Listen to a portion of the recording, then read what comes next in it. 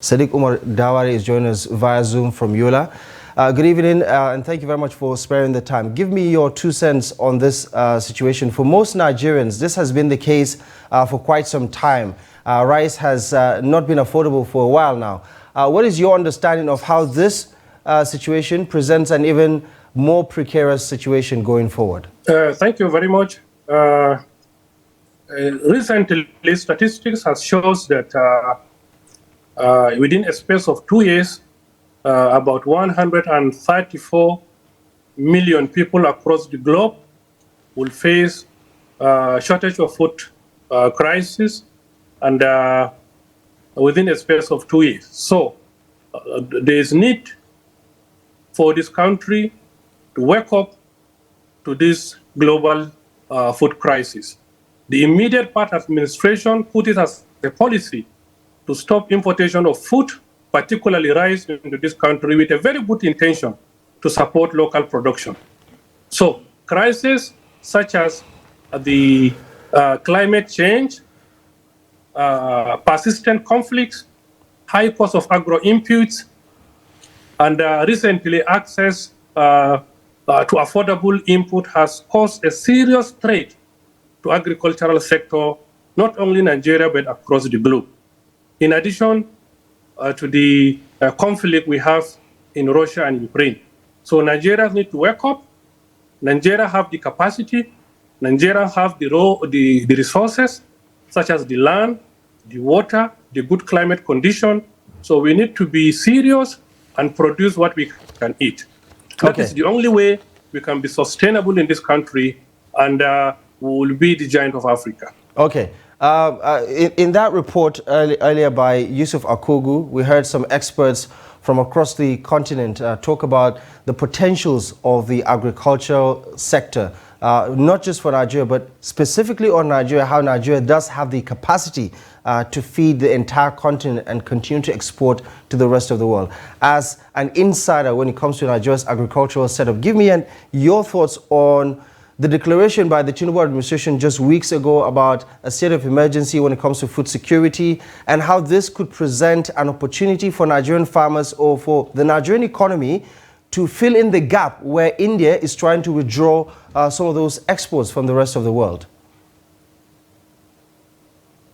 Withdrawal of India for the export of rice did not come to us as a surprise. We knew very well that it is not India. Because of the global food crisis, many countries will attend to its domestic food crisis. So, His Excellency the President make a clarion call, and in fact, he declared state of emergency on food security in Nigeria, and that is part of his campaign promises. As I've said earlier, Nigeria has all what it takes to produce what Nigerians can eat and to export to other neighboring countries of the world.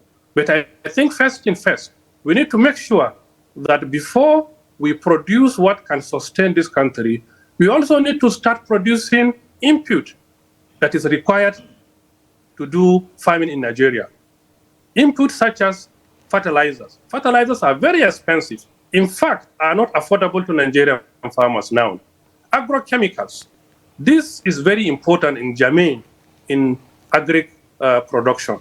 So we have the capacity. Our people are very hardworking. We have the land, we have the water, we have the good climate condition. I think it is only left for the government now to take it as a matter of seriousness to encourage Nigerians to produce what we can eat. And we need to be consistent. There's no point initiating a project and probably when it did not work for a year or two, you cancel that program or initiator. The countries that have developed in agri sector, they have developed over a period of years. So we need to be consistent. We need to be proactive, and government need to constantly support its farmers.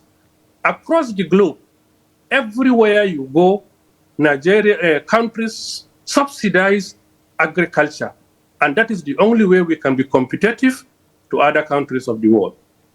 Right.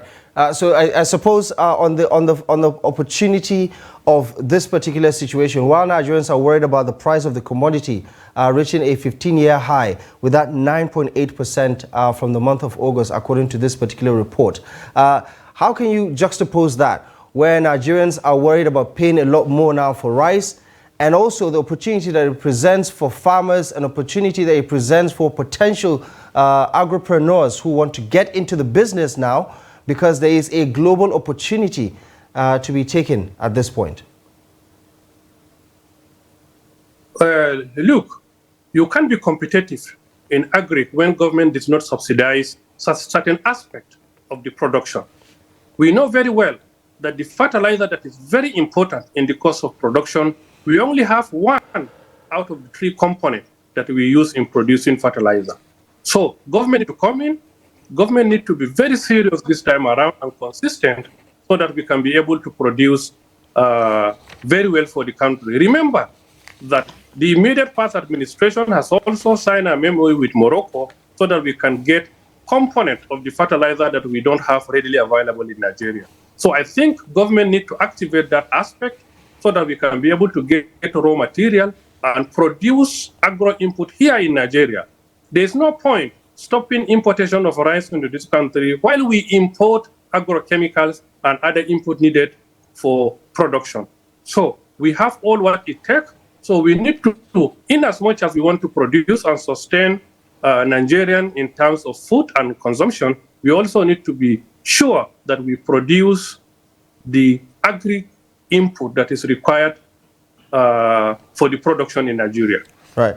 I believe there are a lot of factors militating the growth of the agriculture sector, and as far as rice as a commodity is concerned, alongside other produces, there is a lot more to unpack on this one. But we're going to have to leave it here for now. Thank you very much for joining us on the News Hour. Sadiq Umar Daware, National President, Forum for Agricultural Commodity Associations. Thank you for your analysis.